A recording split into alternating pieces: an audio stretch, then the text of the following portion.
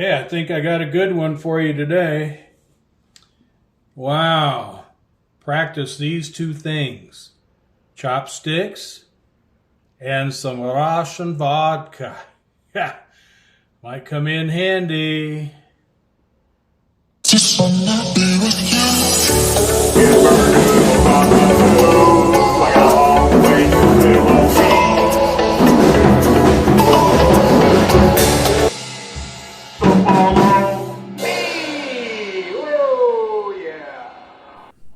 Kind of a red alert on the old stocks.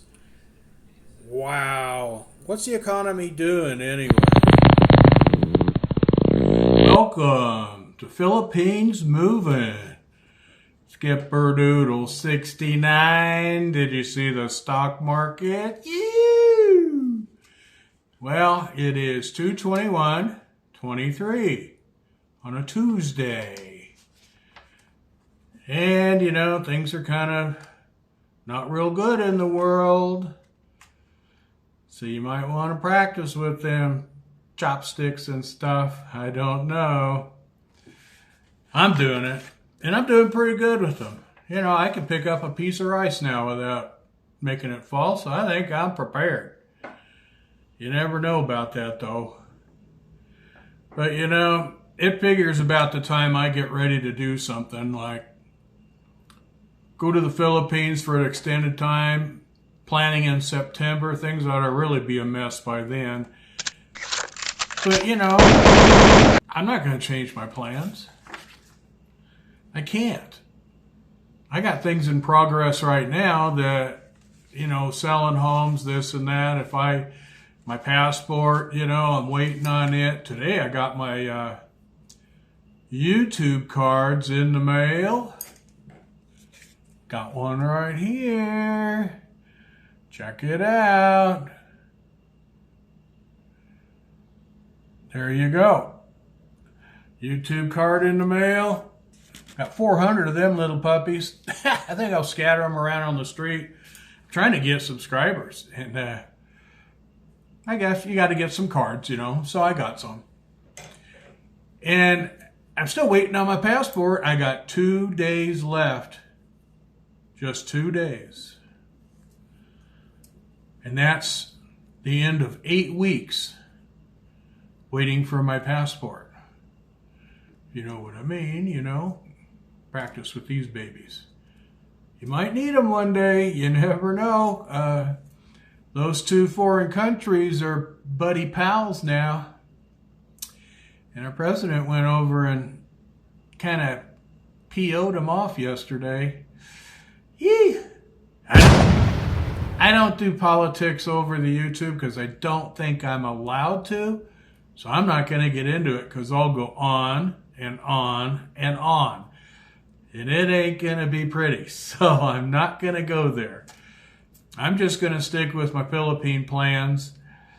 We got kind of warmer weather now. You saw a couple days ago we had 9 inches of snow here in St. John's, Arizona. A lot of people don't think Arizona gets a lot of snow. But we get it here. Flagstaff gets it. And we're right on the New Mexico border. Not very far. But I'll tell you what, most of the year we get that little dribble of snow, and if I could film outside, the snow's gone. And we went down that night, 2 nights ago, down close to 0. But it doesn't stay at 0. It starts warming up again, like into the 30s and 40s during the day. Today it's in the 50s.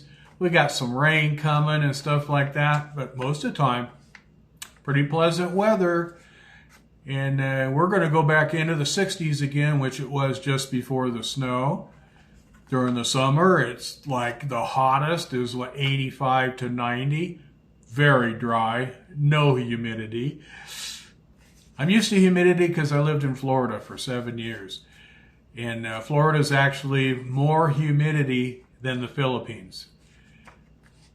Believe it or not, it's more humidity. You really can't live in Florida during the summer without air conditioning during the day. You don't even want to be outside. It's a whole different category and a whole different feeling than the the Philippines. The water's not as clear unless you go all the way down into Key West. Then it's kind of, but still not as. And as far as food markets and vendors and a place for a foodie to hang out, no. Yes, they got great Italian food because there's lots of Italians that went down there and opened up lots of foodie places for Italian. But if you're a real foodie and you eat out 2 to 3 meals a day, that's your habit during my life, 50 years of it at least. And it's kind of one of those things that you got to kind of watch out for. Because if you're going to spend like 25 to 30 bucks a day, right now I spend about $600 a month on my foodie bill because most of it's eating out. And it's going up and up and up. So my idea of the Philippines is getting into the foodie atmosphere. You know, my neighbor and I, we get into chatting. She's a little bit older than me. I think she just turned 84. And I'm getting ready to turn 69. And we discuss all the problems in the world about a few hours a week. And I'll go over there a couple times and chat with her. And she's been around. She knows a lot of stuff. Her name is, she goes by Z. Shout out to Z. Hi, Z. I just got her started watching some of these videos. So I'm going to shout out to her and say howdy doody. Because a couple times a week when I go to her house, by the time I leave, we've got the problem solved. If the world had listened to us, there'd be no problems. But that's kind of what we do. And she's a foodie too. She's a chef. And we discuss, no matter what we're discussing, our little discussions kind of drift over into lobsters and food and then we sit there talking and it's like, let's go get some. So we go out to eat once in a while together and grab a few munchies. And she's a real nice lady. And I love her dog. She's got a neat little dog. And you know how I love dogs. I pet that dog and I go, oh man, she better not turn her back. I'll steal this dog. That's how much I love dogs. It's a neat little dog, and that dog loves her to death. And but we get together. In fact, I'll probably go over there now that I got my cards and give her some cards. And I would love it if she could go to the Philippines. Her daughter just moved to Malaysia, I think it was, and she'd love to be there. I know that. But our time together is kind of really informative because she has done a lot of things in life. The same places I've been and events we've done and all that other stuff, and we get into a conversation and it kind of clicks. We go, wow, I done that. And then we go, have you seen this and that? And it goes on and on and on and on and on. And I'm quite a chatter myself anyway, and I kind of warned her about that. If you get me started, you ain't going to get rid of me. But she kind of enjoys it because she'll take a little sarcasm the right way. She doesn't get insulted. And I can get her to laugh, and that's my rules in life. If you can't leave them laughing, don't even get started. So anyway, that's the way that's going to go for a while because I enjoy talking with her. What the hey? Back again. And about my passport being on the 8th week, I almost hate to jump ahead of this and get really, really going. I get lots of calls on my house. I've got a lot of things all listed. On March 1st, I'm going to start the campaign, so I hope I get my passport because I'm going to drive it pretty hard. I'm going to start lowering my ads, prices, listing more things, pack things up on that, get things sold on that, make plans to yard sale, the whole thing. I'm ready to start the move. But I got to get things going because, like I said, the other day it snowed pretty hard at my cabin, and I know it's muddy. I've seen cars in town today from people that live up there, and their cars are very, very muddy. And that's not a good thing. So I can't even take people up there to show it, you know what I mean? So it's kind of one of those things, you gotta take care of it and get it going when you can, because if you make an appointment, sloppy money, it's kind of a mess. So March and April, it starts drying up, you know, pretty soon. We're gonna start going into our little warmer weather, little drier, I hope. And I gotta get it going where everything's in order. If I do one thing out of order, I'm going to be kind of screwed. I'm going to be hanging out, making deals I don't want to make. Because once you put yourself, if you've done real estate a lot in your life and you've done a lot of moves, sometimes you rush into it, and everybody's run into this where now you're desperate. And it's the last place you want to put yourself is desperate.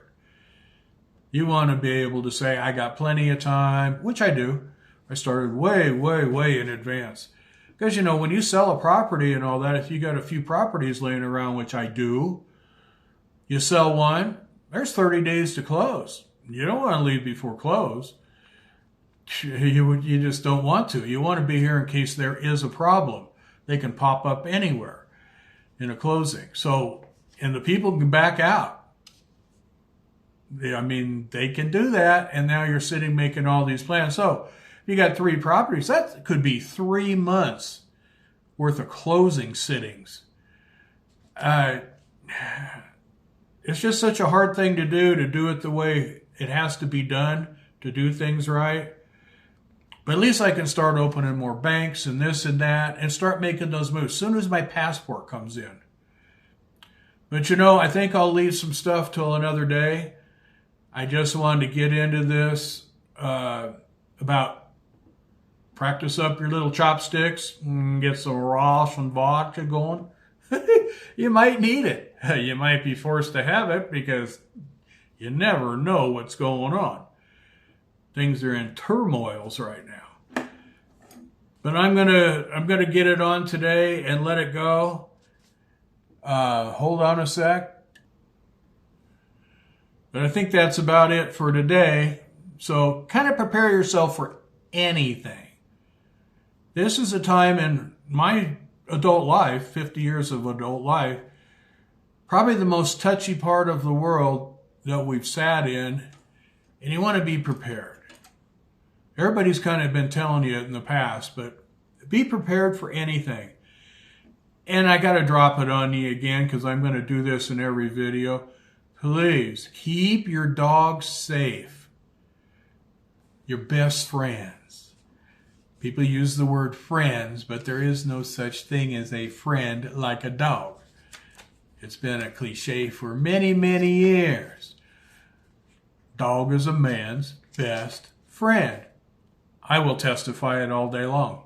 It is a man's best friend.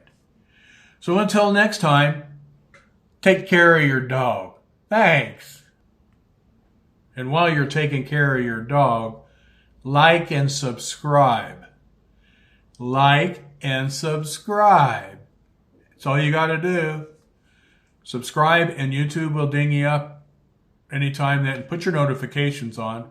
It'll ring you up every time I pop up with a video, because once I get my passport, deadline's 2 days, I'm going to get on it. So I'm going to be on here more. And I'd love to do it every day.